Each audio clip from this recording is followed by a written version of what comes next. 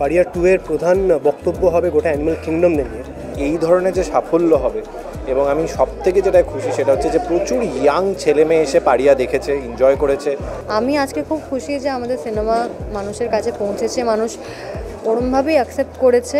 পারিয়া 2 সেই সমস্ত জীবজন্তুদের নিয়ে কথা বলবে যারা ক্ষতিগ্রস্ত হয় শহরের মানুষের চাহিদার জন্য। মাস কয়েক আগে বড় পর্দায় মুক্তি পেয়েছিল তথাগত মুখোপাধ্যায় পরিচালিত ছবি পারিয়া। মূলত পথ কুকুরদের নিয়ে তৈরি এই ছবি পারিয়া। এই ছবি এবার আসতে চলেছে ওটিটি প্ল্যাটফর্ম হইচইতে। তারই প্রেসমিট হয়ে গেল।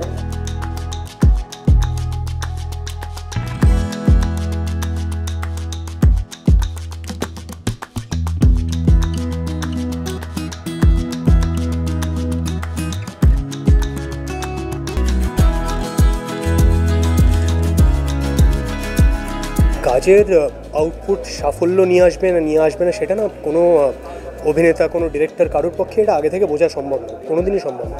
আমাদের কাজ, আমরা যে গল্পটা বলছি সেটার উপর কমপ্লিটলি ফেথ রেখে একটা গল্প বলতে চাওয়া, আর এই আশা রাখা যে আমরা যেটা বলতে চাইছি অডিয়েন্সের ভালো লাগবে।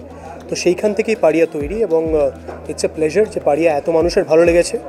আর আজকের দিনে দাঁড়িয়ে যখন পারিয়ার ডিজিটাল প্রিমিয়ার হতে চলেছে হইচইতে, উই আর ভেরি হোপফুল যে পারিয়া পশ্চিমবঙ্গের বাইরের নানান বাঙালি দর্শক এবং অবাঙালি দর্শকের কাছে পৌঁছে যাবে, অ্যাক্রস দ্য ওয়ার্ল্ড ইনফ্যাক্ট, যারা হইচইয়ে বাংলা সিনেমা দেখেন। আর আমরা খুবই হোপফুল যে এর মাধ্যমে আমরা পারিয়া সিকুয়েল মানে পারিয়া 2 এর জন্য আরও একটা বড় অডিয়েন্স ক্রিয়েট করতে পারবো। তথাকে আমি আমার লড়াই পাশে পেয়েছি যে কোনো বিষয়ে, তথা দেবুলিনা দুজনকেই।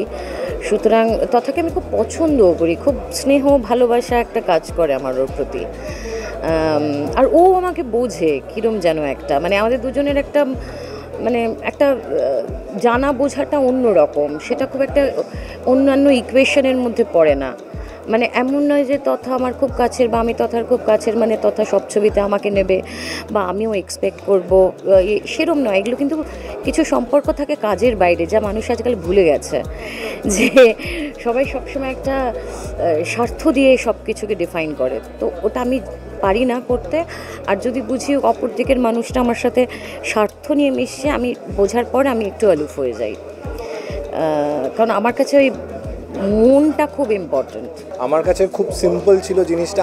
আমি এই ধরনের চরিত্র আমি যখন নাটকে অভিনয় করতাম তখন এই ধরনের চরিত্র করার সুযোগ পেয়েছিলাম, বা যখন মিসেস চ্যাটার্জি ভার্সেস নরওয়ে করেছিলাম একটি হিন্দি ছবি, সেখানে একটু অন্য ধরনের একটা চরিত্র করার সুযোগ পেয়েছিলাম।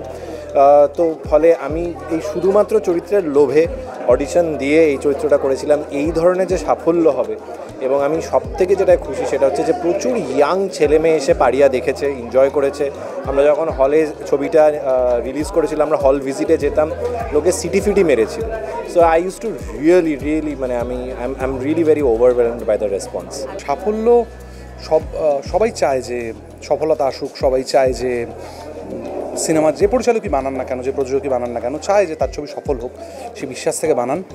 এবার ভাবা তো কিছুই থাকে না, হয়েছে ভালো, মানে তাতে আমাদের উৎসাহ বেড়েছে, টিমের উৎসাহ বেড়েছে। আমরা আরও জোর কদমে আরও বিভিন্ন বিষয় যেগুলো এক্সপ্লোর করতে চাই, যে সিনেমাগুলো বানাতে চাই, সেগুলো বানানোর দিকে এক কদম হয়তো এগোতে পারলাম। পারিয়া 2 এর একটা মোশন পোস্টার রিলিজ হয়েছে, সেটা জানো। তো পারিয়া 2 এই অ্যানিম্যাল কনজারভেশন মানে অ্যানিম্যাল কনজারভেশন নিয়ে তো কাজ হবেই, এছাড়া জঙ্গল নিয়ে কথা বলবে। যে জঙ্গল আমরা গাছ কেটে ফেলছি, আমরা গাছ লাগাবার কথা বলছি, কিন্তু ভুলে যাচ্ছি যে একটা 30 বছরের পুরনো গাছ কেটে ফেলে একটা 2 মাসের কলম লাগিয়ে সেটার ক্ষতিটা পূরণ করা যায় না।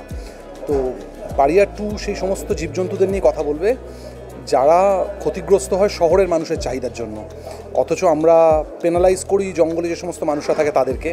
পারিয়া 2 কথা বলবে সেই সমস্ত জীবজন্তুদের জন্য যাদেরকে মানুষ এক্সটিংক্ট করে দিচ্ছে। সেটা ধরো ওয়ান হর্ন রাইনো থেকে শুরু করে বাঘ অবধি সব প্রাণী। বাঘ হয়তো ফ্ল্যাগ বেয়ারার অ্যানিম্যাল বলে বাঘ নিয়ে এত কথা হয়, কেউ কুমির নিয়ে কথা বলে না, কেউ গন্ডার নিয়ে কথা বলে না। পারিয়া 2 সেই সমস্ত জীবজন্তুদের নিয়ে কথা বলবে, মানুষ তাদের লোভ এবং চাহিদার জন্য তাদেরকে প্রতিনিয়ত ব্যবহার করছে। এই সিনেমা যদি পার্ট আমি না হতে পারতাম, আমি এটা দেখতাম, কারণ আমি খুব বিশ্বাস করি যে as a part of the industry এই ধরনের ছবি বা সব ধরনের ছবি না দর্শকের কাছে তুলে ধরা উচিত। ওরা জাজ করুক ওদের ভালো লাগছে কি ভালো লাগছে না, কিন্তু আগে থেকে ভেবে নেওয়া যে না এটা তো লোকের ভালো লাগবে না, সেটা আমি বিশ্বাস করি না। কারণ আজকে ধরো ফর এক্সাম্পল পারিয়ার যে গল্প বলা উচিত না, কারণ মূল বিষয়টা এক্স্যাক্টলি মানে যে টপিকটা নিয়ে ডিল করছি আমরা সেটা অন্যান্য সব অনেক ভাষাতেই হয়েছে, ইংলিশে হয়েছে, মালায়ালামে হয়েছে, তেলেগুতে হয়েছে, হিন্দিতেও হয়েছে, বাংলায় হয়নি। তো আমি খুবই খুশি ছিলাম প্রথমে ভেবে যে তথাদা অ্যাকচুয়ালি এরকম একটা গল্প আমাদের ভাষায়, নিজেদের ভাষায় তুলে ধরার চেষ্টা করছে। আমার মনে হয় যে কোনো সিনেমা যদি একটা দুজন মানুষের মধ্যে একটা কনভারসেশন স্ট্রাইক করাতে পারে, সেটাই বোধহয় সিনেমার কাজ। একটা সিনেমা দেখে তার রেশটা থেকে গেল বা সেটা নিয়ে আলোচনা করার একটা জায়গা তৈরি করা, সেটাই বোধহয় সিনেমার কাজ, এন্টারটেনমেন্টের কাজ, সেটা আমি খুব বিশ্বাস করি। তাই জন্য দেখবে যে কোনো সিনেমা দেখি যে আজকে এটা দেখলাম, তুই দেখবি ওয়ার্ড অফ মাউথ খুব ম্যাটার করে, কারণ তাহলে সেই সিনেমাটা তাকে টাচ করেছে। আমি আজকে খুব খুশি যে আমাদের সিনেমা মানুষের কাছে পৌঁছেছে, মানুষ ওরমভাবেই অ্যাকসেপ্ট করেছে। পারিয়ার সিকুয়েলে আমরা একটা করে অ্যানিমাল কিংডম নিয়ে কথা বলবো, যেই আলোচনাটা এখানে কুকুরদের নিয়ে হয়েছিল, স্ট্রে ডগসদের বা বাড়ির কুকুরদের নিয়ে। পারিয়া 2 এর প্রধান বক্তব্য হবে গোটা অ্যানিমাল কিংডমদের নিয়ে।